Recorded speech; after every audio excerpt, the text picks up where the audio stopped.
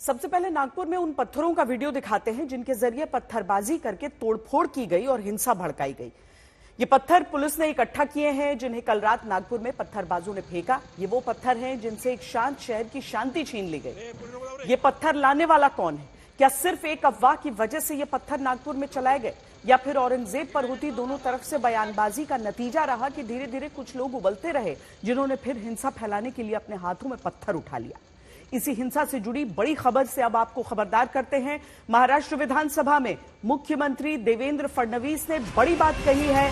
कहा है कि हिंसा में 33 पुलिसकर्मी भी घायल हुए हैं जिनमें से 3 डीसीपी स्तर के अधिकारी शामिल हैं। मुख्यमंत्री ने सदन में बताया है कि नागपुर में हिंसा में एक पुलिसकर्मी पर तो कुल्हाड़ी से भी वार किया गया। दूसरी बड़ी बात मुख्यमंत्री ने कही है कि छावा फिल्म की वजह से संभाजी महाराज के साथ औरंगजेब की क्रूरता का सच्चा इतिहास जनता जान पाई और लोगों का औरंगजेब के खिलाफ गुस्सा बाहर निकल रहा है। मुख्यमंत्री का यह भी कहना है कि नागपुर में हिंसा की वजह एक अफवाह रही। परिषद व बजरंग दलाच्या कार्यकर्त्यांनी औरंगजेबाची कबर हटाव असे नारे देत आंदोलन केले। हे आंदोलन करताना त्यांनी गवताच्या पेंड्या असलेली प्रतिकात्मक कबर त्या ठिकाणी जाळली। एका डीसीपीवर तर थेट कुऱ्हाडीने वार हा त्या ठिकाणी करण्यात आलेला आहे। त्यामुळे निश्चितपणे याच्यामध्ये काही ना काही एक प्रकारे काही लोकांचा सुनियोजित पॅटर्न हा देखील त्या ठिकाणी दिसतो आहे। अशा लोकांना त्या ठिकाणी त्यांच्यावर कारवाई ही केलीच जाईल। कुठल्याही परिस्थितीमध्ये कायदा आणि सुव्यवस्था हाती घेण्याची कोणालाही परवानगी या ठिकाणी देण्यात येणार नाही।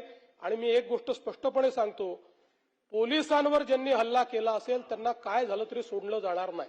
आज महाराष्ट्रामध्ये विशेषतः म्हणजे मी कुठल्या सिनेमाला दोष देत नाहीये, खरं म्हणजे छावा या चित्रपटाने छत्रपती संभाजी महाराजांचा खरा इतिहास आपल्या समोर आणला। पण त्यानंतर राज्यामध्ये लोकांच्या भावना देखील खूप मोठ्या प्रमाणात त्या ठिकाणी एक प्रकारे प्रज्वलित झालेल्या आहेत। औरंगजेबाबद्दलचा जो काही राग आहे तो रागही खूप मोठ्या प्रमाणात त्या ठिकाणी बाहेर येतोय। या सगळ्या गोष्टी आपल्या ठिकाणी असल्या तरी मला असं वाटतं की महाराष्ट्रात कायदा आणि सुव्यवस्था राखणं हे अत्यंत महत्त्वाचं आहे। त्यामुळे सर्वांनी संयम बाळगला पाहिजे। यानंतर सायंकाळी एक अफवा अशी पसरवली गेली की सकाळच्या आंदोलनात जी प्रतिकात्मक कबर जाळली त्याच्या कापडावर धार्मिक मजकूर होता। अत्तरोळमधील नमाज आटोपून 200 ते 250 चा जमाव हा त्या ठिकाणी तयार झाला आणि नारे देऊ लागला। याच लोकांनी आग लावून टाकू असे हिंसक बोलणे प्रारंभ केल्याने पोलिसांनी त्या ठिकाणी बळाचा वापर केला।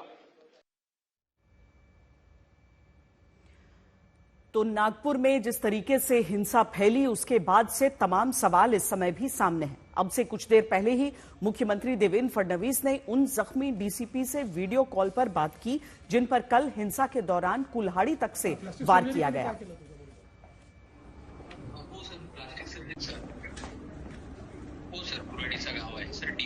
अच्छा, हातावर लागला।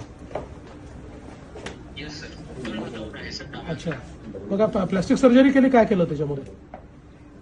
हो सर, प्लास्टिक सर्जरी केली पण केली सर, काही नर्व्स वगैरे डॅमेज झाले नाही। चला, व्हेरी गुड। ठीक आहे, तुम्ही चांगलं तिथे समोर गेलात आणि सगळ्याचा सामना केला त्याबद्दल तुमचं अभिनंदन आहे आणि आम्ही सगळे तुमच्या पाठीशी आहोत आणि लवकर लवकर तुम्ही ठीक व्हावं अशी आमची प्रार्थना आहे आणि अशाच प्रकारे नेहमी तुम्ही चांगलं काम कराल अशी बिलकुल ईश्वरचरणी प्रार्थना आहे।